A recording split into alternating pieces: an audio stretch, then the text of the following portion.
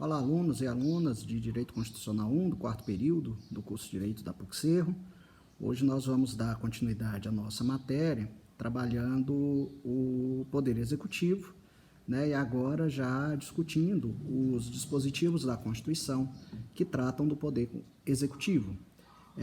O Poder Executivo ele se inicia na Constituição a partir do artigo 76 do texto, que diz que o Poder Executivo é exercido pelo Presidente da República, auxiliado pelos ministros de Estado. Esse Presidente da República ele é eleito democraticamente pelo povo,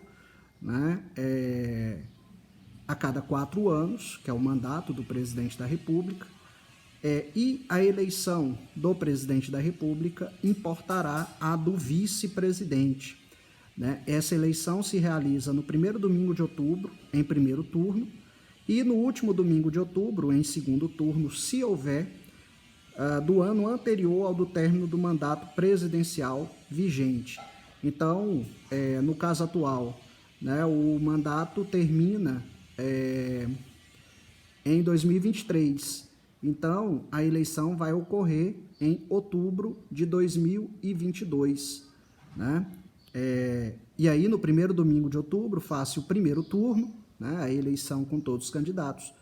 Caso o candidato mais votado não obtenha 50% mais um dos votos válidos, ocorre, então, o segundo turno, que será entre os dois mais votados. Esse segundo turno ocorrerá no último domingo de outubro, exatamente entre esses dois mais votados do primeiro turno. E aí é considerado eleito aquele que obtiver 50% mais um dos votos válidos. É o que consta no artigo 77 da Constituição. Percebam que a eleição do presidente importa também a do vice-presidente. No entanto, apenas quem aparece no período eleitoral é o candidato a presidente da República. O projeto de governo dele que será colocado sob deliberação popular, e não o do vice-presidente. A Constituição de 88 estabeleceu esse formato de uma chapa única envolvendo o presidente e vice-presidente da República, tentando evitar uma situação que já ocorreu na história constitucional brasileira, no sentido de que antes se elegia o presidente, o candidato a presidente, e também o candidato a vice-presidente. E já ocorreu, na história brasileira, de se eleger um candidato de um partido para presidente da República e o vice-presidente ser de outro partido, de modo a gerar um problema grave, uma crise institucional grave, com a saída do presidente da República, que havia renunciado. Foi a situação envolvendo Jânio Quadros, que era de um partido de direita, e João Goulart, que era de um partido de esquerda. E aí houve toda uma crise institucional na década de 60, que acabou levando ao golpe militar, à ditadura militar de 64. Então, para tentar evitar essa situação, a Constituição de 88 estabeleceu que presidente e vice-presidente farão parte de uma mesma chapa, pressupondo com isso que os dois candidatos têm uma compatibilidade quanto à sua ideologia política.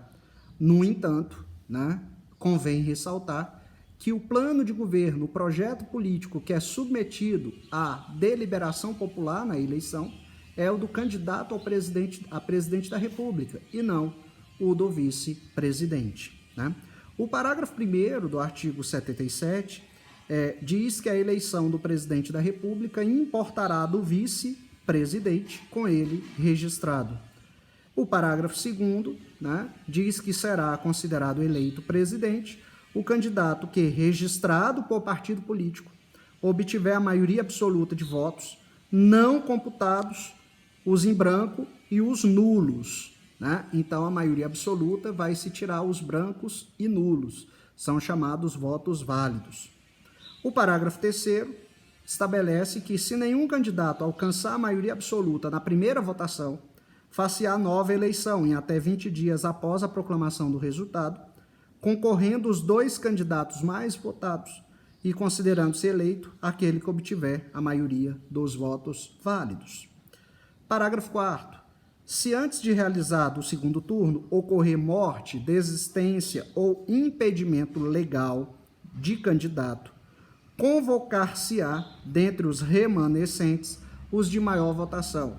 Então, por exemplo, foram consagrados eleitos, né, para o segundo turno, o candidato A e o B.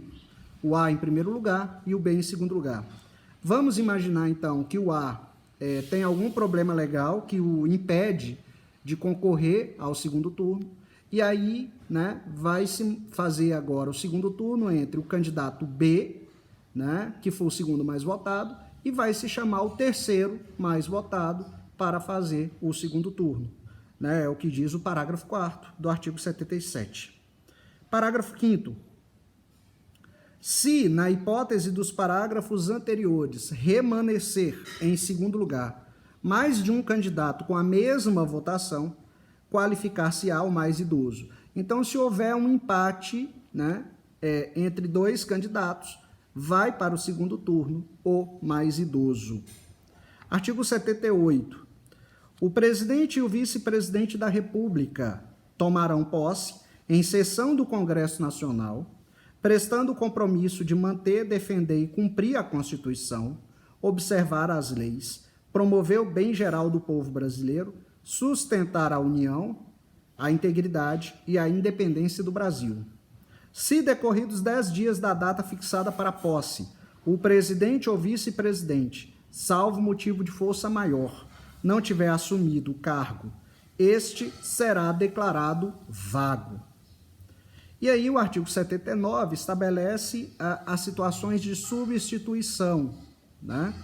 Então, substituirá o presidente no caso de impedimento e suceder-lhe-á no de vaga o vice-presidente. Então, no caso de vacância, né, do cargo, quem vai suceder o presidente será o vice-presidente. No caso do impeachment, do impedimento, também o vice-presidente substitui o presidente da República.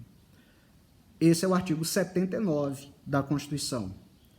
Parágrafo único. O vice-presidente da República, além de outras atribuições que lhe forem conferidas por lei complementar, auxiliará o presidente sempre que por ele convocado para missões especiais. Então, o papel do vice-presidente é de auxiliar o presidente sempre que necessário, né? Em geral, ele deve ficar, né, sem aparecer muito, né, sem ter uma grande importância, né, porque o papel dele é só o de substituição, né, do presidente da República em situações excepcionais. Em caso de impedimento, artigo 80, em caso de impedimento do presidente e do vice-presidente ou vacância dos respectivos cargos, serão sucessivamente chamados ao exercício da presidência o presidente da Câmara, o do Senado e o do Supremo Tribunal Federal.